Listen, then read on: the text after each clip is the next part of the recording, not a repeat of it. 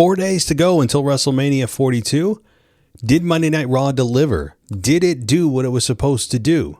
Did it get you more excited for WrestleMania? Did it get you less excited? Did it keep you about the same? Well, my opinion, my own personal feeling is that it kind of kept everything the same. Didn't it get me more excited? Didn't really, I think, detract from WWE's WrestleMania event this Saturday and Sunday, but I don't think it really did a whole lot to get you excited if you're not already there. And overall, I have to say, sitting 4 days out from WrestleMania, I'm feeling okay about this year's show, despite all of the attention being put on Pat McAfee, which we have hammered home a million times and will continue to do so until WrestleMania, because it's a big talking point in a match that didn't need Pat McAfee, and I think in a lot of ways detracts from the show. But that's one match. Yes, it's one of the main events. I hesitate to say that phrase because if you guys listen to me, you know I believe there is one main event, but here we are, and we'll play along. But it's one match out of 12 or 14 that are on the show, so there's a lot to like here. And Brock and Oba Femi has been a nice build. I, again, don't say that it's the best one, but it's certainly a good one. We have, of course, CM Punk and Roman Reigns, which have done a nice job up and down, started off really hot, got kind of convoluted, ended with a pipe bomb, and then this past week was the final face-off. That was nice, and it had some sharp words, but what more can you say? We're just ready to have the match, ready to just kind of take over and just watch wrestling for 6 hours combined. Kind of a weird women's match with the Charlotte Flair and Bayley tension that I don't think really many people care about, but they're both legends in the women's division at this point, or veterans at the very Hall of Famers, I should say. Legends is a little strong, but Hall of Famers in their own right now. The Stephanie Vaquer, Liv Morgan segment I enjoyed. Physical. The Liv Morgan song, we'll talk about that. I had people asking me, what do you think about it? What do you think about it? Well, you guys know I have some thoughts on that coming up. But first, before we get to any of that, I want to welcome you to the show, welcome you to the WWE podcast, and it's your home for the WrestleMania 42 coverage that's going to be taking place all weekend. We're not just going to do one show. We'll probably do at least two. I may even throw a live show in there for good measure that we haven't done in quite a while. That may be exclusive to patrons. So that's a good segue into Patreon, because you'll be able to see anything that we do over the weekend ad-free at patreon.com/WWE podcast. So you don't want to hear the ads? I don't blame you. Then head on over there and go ad-free. So I want to also thank Martin Miller for going over to Patreon and becoming a member of our jobber level, but that gets you everything ad-free. That's the base level, but that still gets you every show we do ad-free. So thank you so much, and I hope you join us over at Patreon. So let's get into it. Let's dive in to the Raw results here. The go-home show of WrestleMania 42. As always, crediting Pro Wrestling Net. Jason Powell and his team do a great job. They don't know I'm promoting them, but that's okay. That they get credit because they do such a great job covering the show and giving a detailed rundown, so I don't have to write it down. They do work. They do the work for me, and I just kind of give my analysis. So credit to them. But let's start. Opening the show, Roman Reigns video package. He addressed CM Punk and recalled telling him to enjoy the relevancy he had. He said Punk did exactly what he thought he would by lying. And Reigns accused Punk of trying to revise the tribal chief's history. He said Punk lied and the fans lived through it. And then some footage aired of Punk making statements. But then we get to Michael Cole checking in on commentary. He said Michael Cole did, about 12,000 fans in attendance at the Sacramento Golden One Center. And that was that. A nice open to the show, and opened with video packages. Video packages, I think, aren't the quality they used to be, even though our video editing software and computer power nowadays is just 1,000 times what it used to be in the late 90s, early 2000s. The ability to just crank out video packages with the computer power we have now, I mean, it still doesn't pale in comparison, I think, to the video package that used to mean more, and that's just my take, but very, very small side note there. So we have Paul Levesque and Adam Pearce in the middle of the ring, and Pearce said they've decided to have Brock and Oba Femi sign their contracts separately. Paul Heyman comes out and he introduced Brock Lesnar. Heyman started to talk, but Lesnar took the mic, which is always nice to see. He said, "You won't even know his name after this weekend." Heyman delivered a spoiler by saying there would be a winner and a loser, and the loser's name is Oba Femi. That was it. That was it. Imagine what Brock Lesnar was paid just for that appearance if you break down his contract by the number of dates he's required to actually be at. I mean, just 6 figures just for showing up and saying that one line. Good for Brock. So we have then footage air of Theory and Austin. Logan Paul and Austin Theory. They were with I Show Speed in front of a wrestling ring. Speed said he's not a wrestler. They tried to get him excited about the match and reminded him that everyone hates him. Speed was shown training in a ring and got the better of some of the developmental wrestlers. And he put one of the wrestlers in a submission hold, and Theory and Logan called him off, and Speed declared himself ready. Yes, you are ready. You are ready after you being in a developmental center for what seemed like, an hour. But I respect the fact that he's actually being shown training, showing that he realizes that he's not, a wrestler. He's out of his element. It's nice to see that Speed is somewhat taking this serious. I don't like YouTubers generally and celebrities coming in, but if you're going to do it, at least go all in and try to respect the business and not do it in a half-assed way, which we've seen many times before.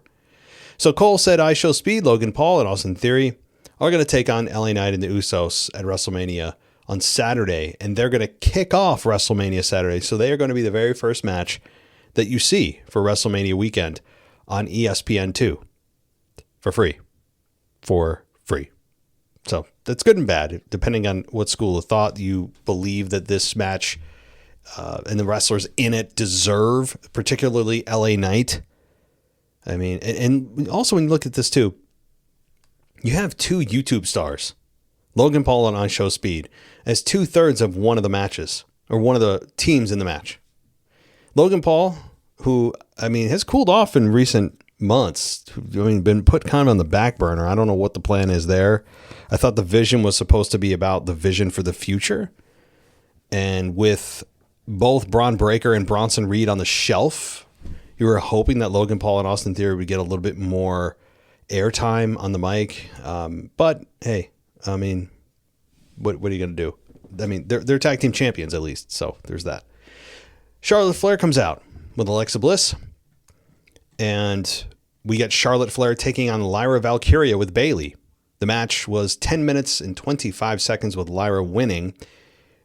And that's because Flair rolls up Valkyria, Bayley stood up and reversed the pin, and that resulted in Valkyria getting the 3 count.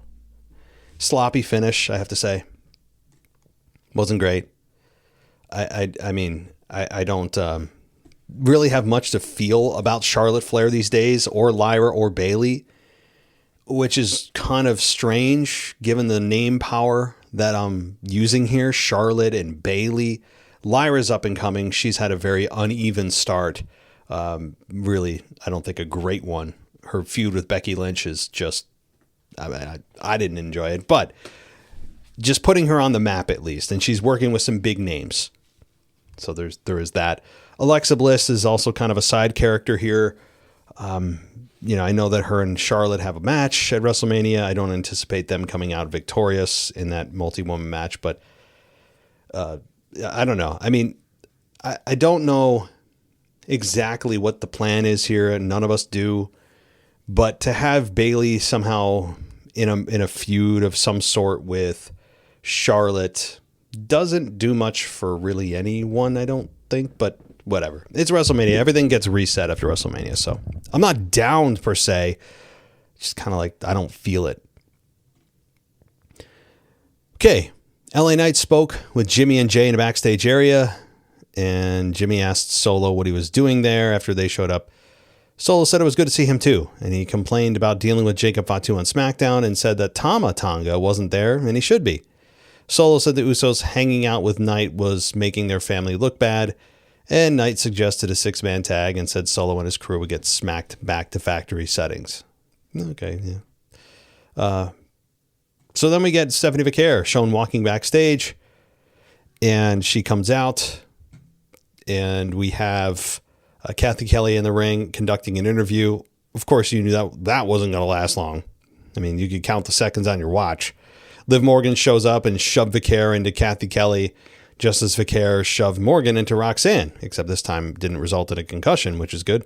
Producers intervened to pull the wrestlers apart, and they got Vaquer to the floor, and then Morgan got a mic and said she knew Vaquer's mother was trash, but she didn't know she raised a little bitch.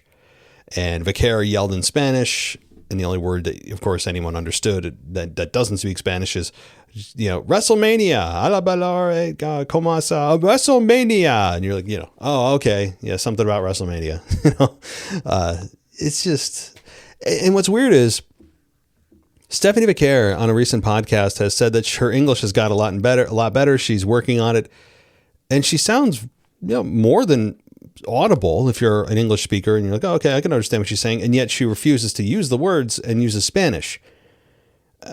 I understand that this is a global audience, but your home audience, your core audience, your base foundation audience is always going to be English speaking people. It's just the way it is. I'm not saying you can't speak other languages when you go to other countries, because their language obviously is different. They have different official languages and all the rest.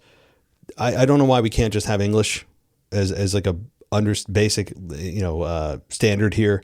If you can't speak English, you either don't cut promos or you learn to speak English, period.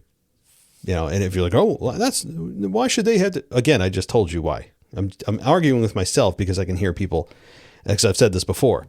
If you can't speak English, you should. You need to, because you need to be able to communicate with your customer, period. That's what it is. And Stephanie Vaquer, despite that, has still done a nice job. And my point is, she has spoken English and can speak English fairly fluently. So do it. Do it. I shouldn't, as an English speaking fan who is in the majority, have to try to decode what you're saying or get annoyed by the fact that I can't understand what you're saying. And I don't want to hear, well, then learn Spanish. No, here's the thing. When you are the minority speaking to a customer base that is a majority speaking English, I don't assimilate to you. You assimilate to me because I am in the majority.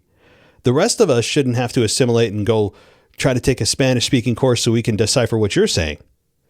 It's your job, and the accountability is on you to learn our language that we're speaking to give you money to perform.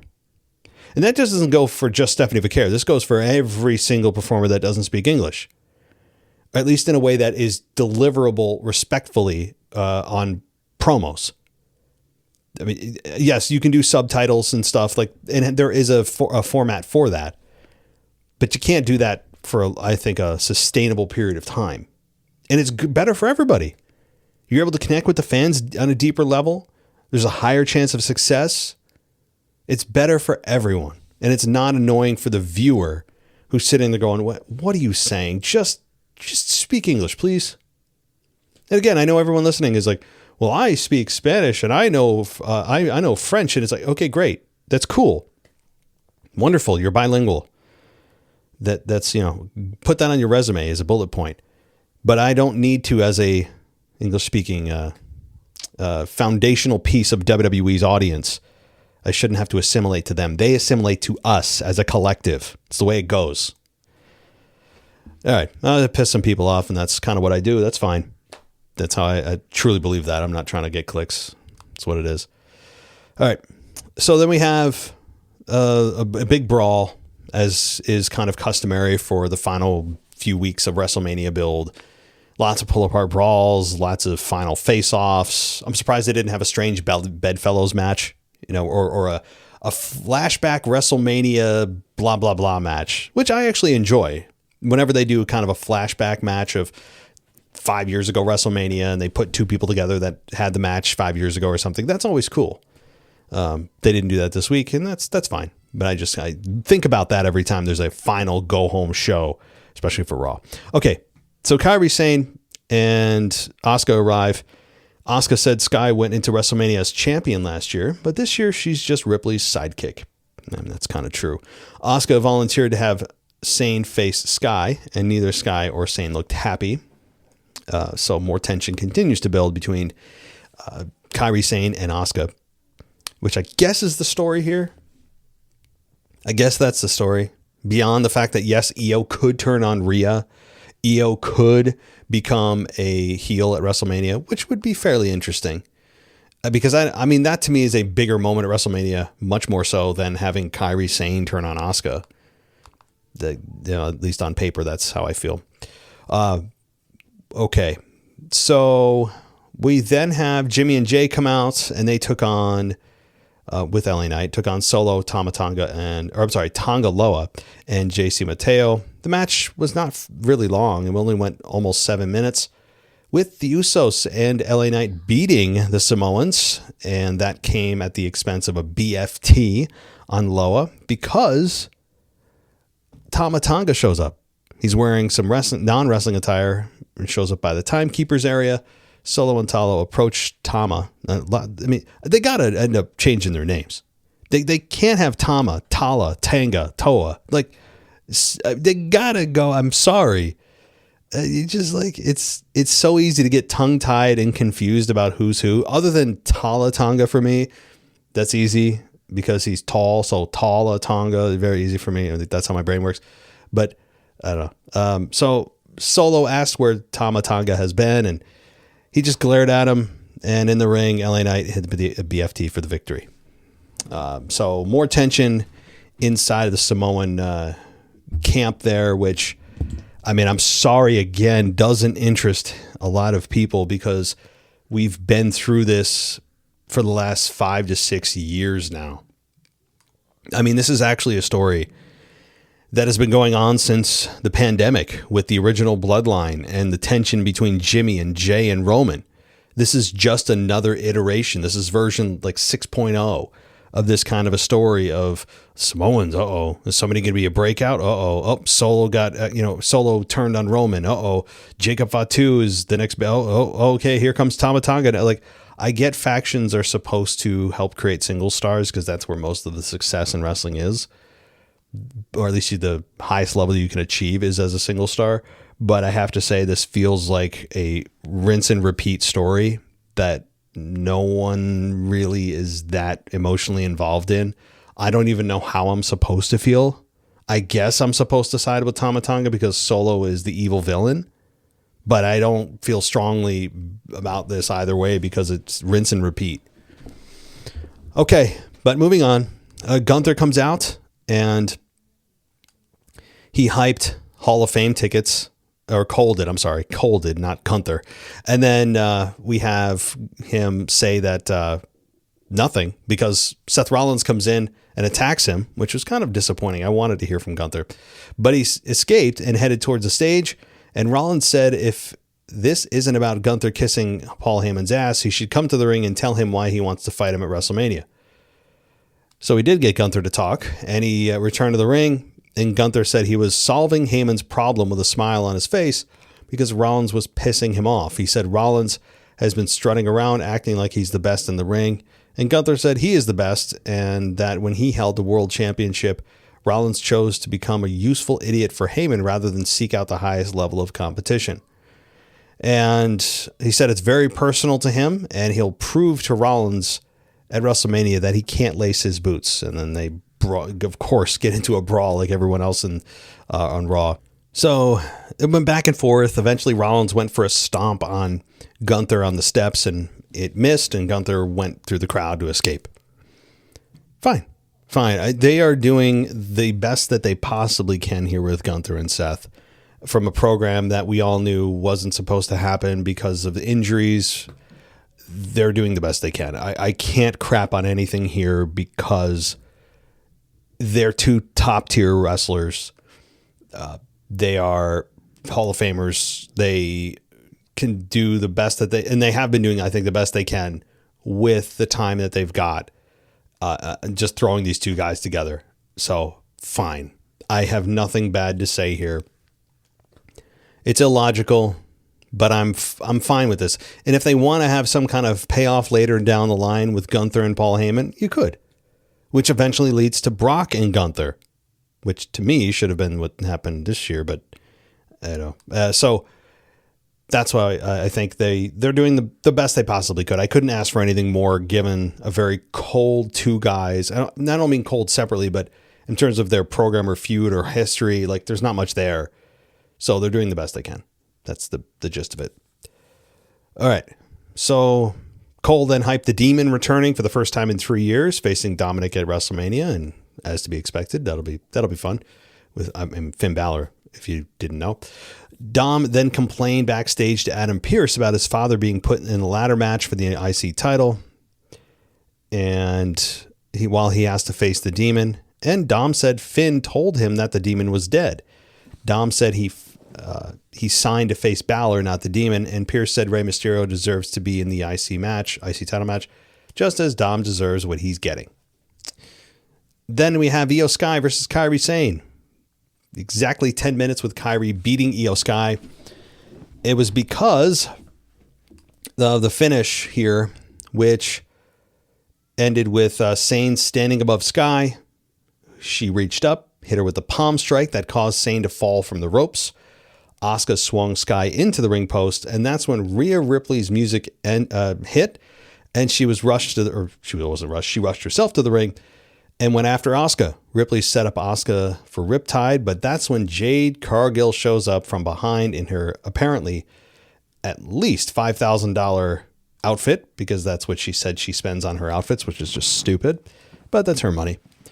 And then we have Sky return to the apron and drop Sane with a kick. She went up for her finish, but Asuka tripped her while the ref was checking on Sane, who rolled up Sky for the victory. And in the end, again, Kairi Sane beats Io Sky.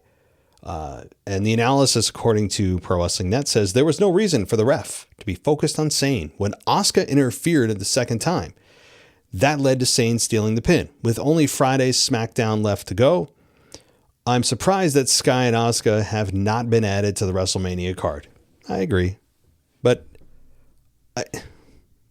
I'll go back to my fundamental belief here that not everybody should be on WrestleMania. It should be one of the strictest PLEs of all time. Their entire year should be restricted to the best of the best programs.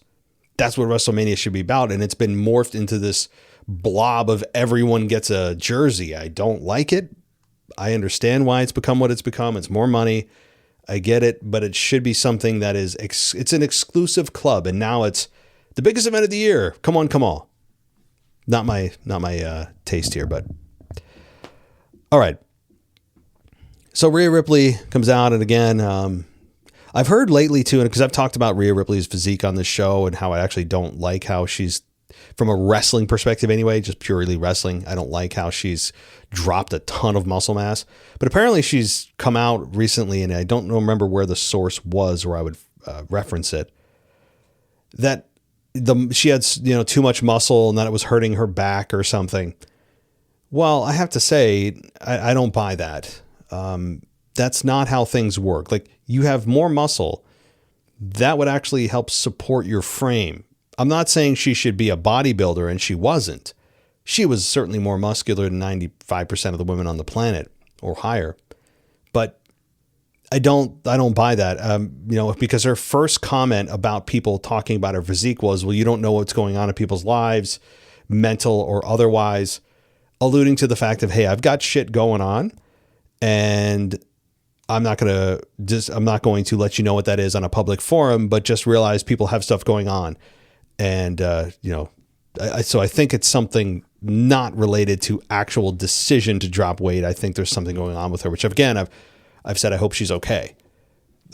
Because I don't think it's anything to do with her excuse about, well, I had too much muscle, or whatever she said. I'll have to look it up, but it was something to that effect. I don't buy it. But anyway, we have, let's see, Cole hyping Triple H will be a guest on Stephanie McMahon's podcast, but he'll reverse the roles by interviewing Stephanie. I really have no interest in that. I mean, why would I want to sit here and see a husband and wife talk? Why would I want to see that there's nothing of truth that's going to come out of that. There's not going to be anything earth shattering. They are there to protect one another on her own show. I'm sorry, and I could be wrong, but that sounds horrifically boring to watch Triple H come in and interview his wife on her own show. I mean, maybe if they were divorced and it was kind of like an arbitration and you got to just have them lay their dirty laundry out and you get to hear, sure. But I don't want to see that. Nothing of substance coming from that. It's going to be incredibly boring, I think. Okay. We then have Oba Femi come out, and Heyman said as Heyman comes out, he said he's the most violent man to come into WWE since Brock, and he said Oba is the fastest rising star to the top since Brock Lesnar. Heyman said Oba is the most impressive fighter and combat athlete, but he couldn't finish the sentence because the fans cheered for Oba again, and he said the fans are starting to piss him off. And he said everything's going to come crashing down with Suplex City and an F5 when Lesnar conquers him. And Oba said it was taking everything in him not to beat Paul Heyman. And he said physical pain and scars would heal, but the emotional wounds from Heyman suffers when his beast loses at WrestleMania. And that would last forever. He recalled Lesnar issuing an open challenge because 25 years of history said Lesnar can't be beat. Oba said he has 4 weeks of history that show he can beat him. And he said that if Heyman were honest, he would have come out and admitted that his client is afraid of him. And Oba said he would slay the beast because I'm the one, I've always been the one. I like that line. But, 25 years would show that, no, Brock Lesnar can be beat. It's not as if Brock Lesnar's on some undefeated streak at WrestleMania or otherwise. But fine, I get it. Brock Lesnar still has an aura of him. Here's what I would do. Honestly, I've said over and over that Oba Femi should win. It makes the most sense. But there's a case to be made for Brock Lesnar winning. And it would also depend on if Brock's going to be around, though, because if Brock wins, you would hope that it's going to be done for a useful means to an end. That it's not just done to swerve and there's no other reason. That if Brock's actually going to do it and he'd be around for the next year off and on to build to next year's WrestleMania, then I would actually have Brock win because people would lose their shit. If Oba Femi loses, imagine Oba Femi getting squashed in this match because most people expect him to win. And many have predicted that it's going to be a reverse squash where Oba Femi just dominates. But imagine Brock winning. There would be a silence in the arena, I think akin to The Undertaker losing at WrestleMania 30. Maybe not exactly. That was a once in a lifetime moment, but they would be akin to that kind of silence where people would either be insanely silent, like, are you kidding me? What? How does Brock Lesnar win this? Or there would be just incredible, like massive boos and like bullshit chants. But I would do it, not only because I'm a cynical son of a bitch, but also because there actually is some substance behind it, beyond swerving people and getting them angry. You could have Brock, all of a sudden he's lit up as a massive heel. Oba Femi could come back here and I think be even a hotter babyface because most people have already assumed that Oba Femi's winning this. So there's not, he has to overcome Brock, but in many people's minds, he's already done that. He's already beat up Brock a couple times. I thought Brock would hit him with an F5 and at least leave him laying once. He hasn't. But to me, there's an argument to be made for Brock to win here, to help Oba Femi long term. If Oba Femi loses here, it's not going to hurt him. And people would be like, what the hell just happened? But if Oba Femi then comes back down on Monday Night Raw and just starts tearing shit up, there's something to be said for that. And have him go on an absolute monster run, eventually conquering Brock at even SummerSlam. Have their rematch. So, that's how I'd book it. Do I think that's going to happen? No. I think they'll go the safe road, not piss people off, and have Oba Femi win. But predictions, by the way, coming this week, very soon. All right. So, fine. At least we got to hear from him. That was good. They cut some kind of promo. So again, a good build. A good build. All right. Then we have Liv Morgan's Trouble music video. So after watching this, look, believe it or not, I'm a little mixed on this.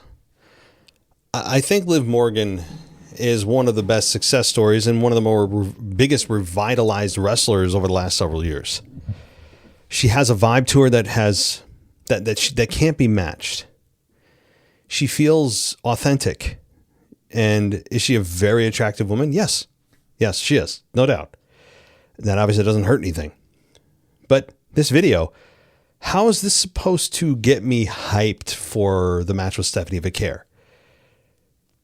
Who's coming up with this shit? I mean, and I don't mean that the video itself was bad.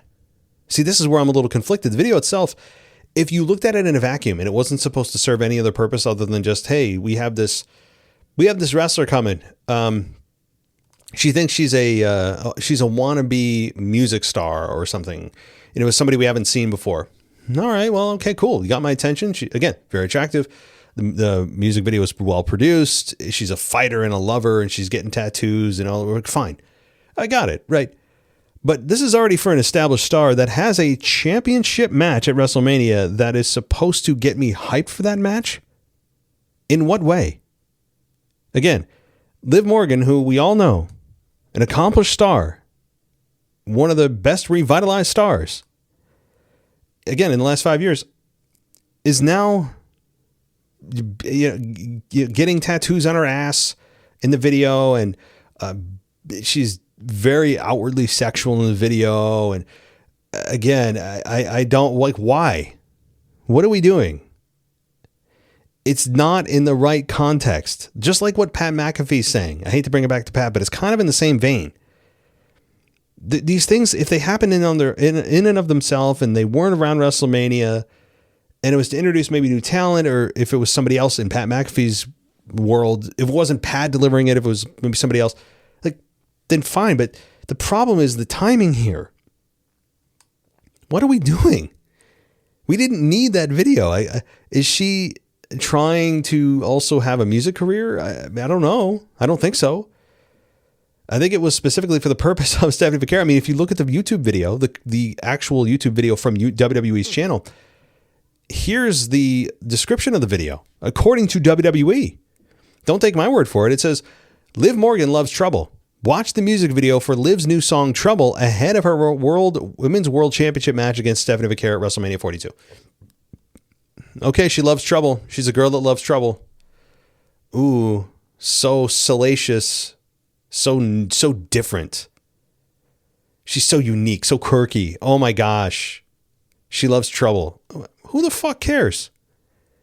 Again, unless this is serving an alternate purpose I'm unaware of, this is totally unneeded, not needed, but at the same time can argue it's a good video if you're looking at it through the lens of not trying to get yourself pumped for a match that she's involved in at WrestleMania.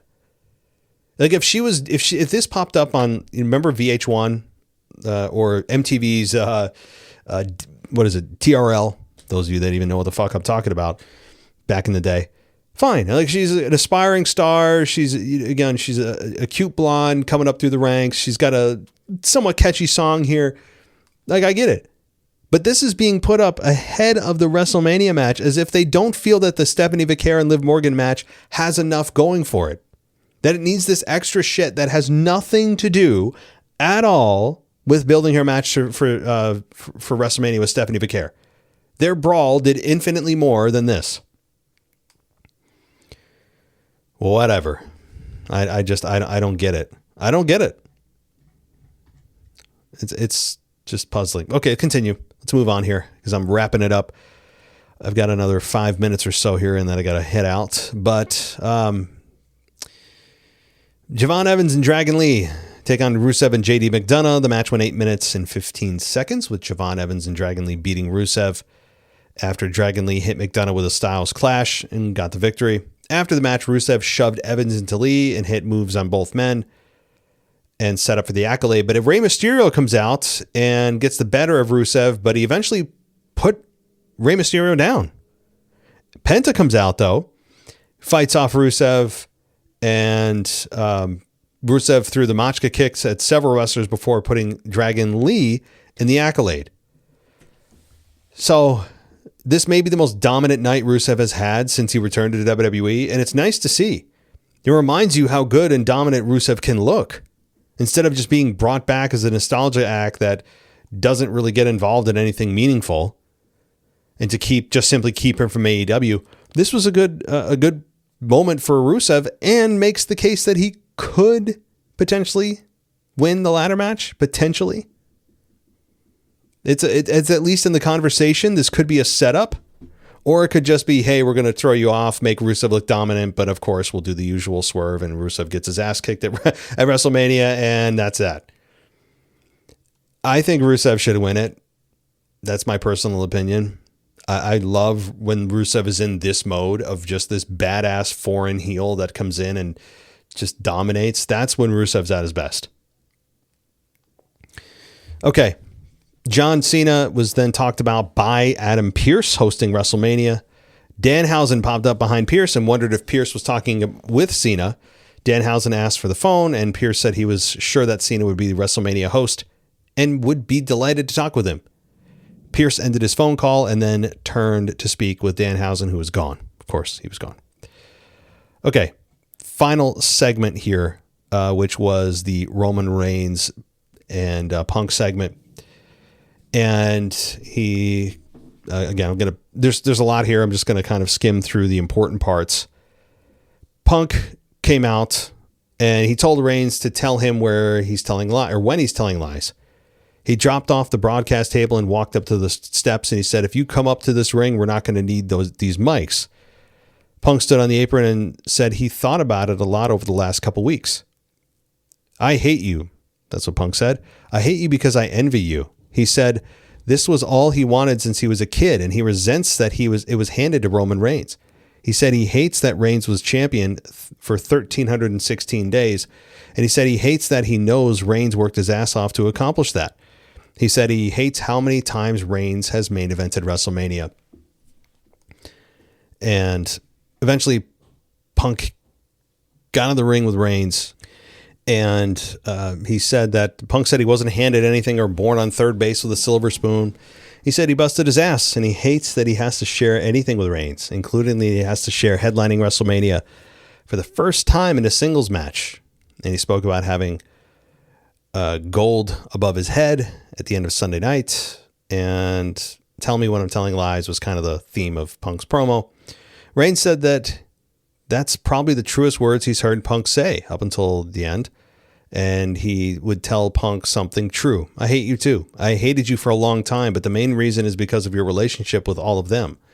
Reigns said he hopes that one day when he leaves, the fans will miss him as much as they missed Punk and will chant his name for 10 years straight.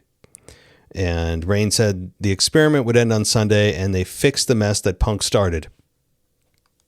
Reigns said they would, quote, make this place where we had it at the very top worth every dollar. And Reigns said that on Sunday, Punk, along with the whole world, will acknowledge him, and that was it. The analysis here from Pro Wrestling Net says Punk and Reigns put aside most of the insults and got real to close out for the build of WrestleMania. It was compelling, but I can't say that it made me more excited about their match. That said, it beat the hell out of cramming Pat McAfee into the whole story while going for shock value. Plus, I was already looking forward to Punk and Reigns more than anything on the card, so they're in a good place. Overall, it was nice to get a break from the creative insanity that has been playing out atop SmackDown the last 2 weeks, and getting to watch a much more traditional final push for WrestleMania 42 was good. I'll be back. Okay. So, yeah, I would agree. That kind of exactly is what I said to open the show, that this is a show that didn't get me more or less excited for WrestleMania 42.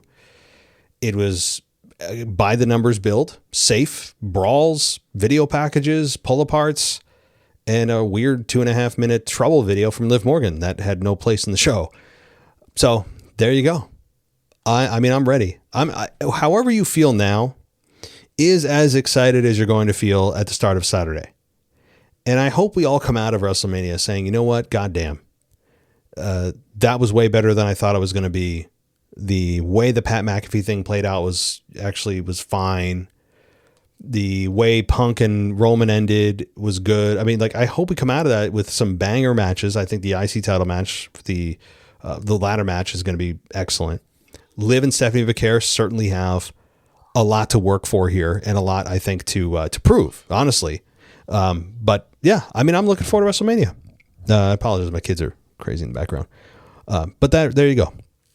That's my build for WrestleMania for Monday Night Raw, my final Raw review for WrestleMania, and I will end it there.